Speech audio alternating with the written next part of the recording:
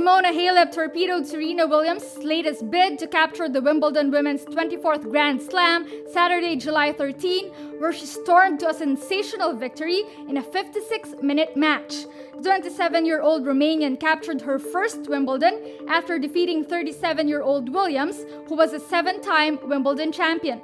Halep says, quote, "I have always been intimidated a little bit when I faced Serena, but today I decided I'm going to focus on myself and on the final of Grand Slam, not on her."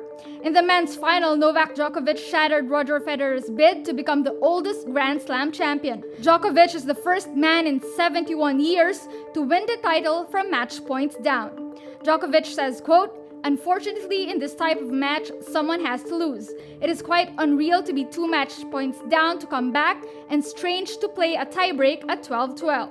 At 4 hours and 57 minutes, their match was the longest Wimbledon final ever played.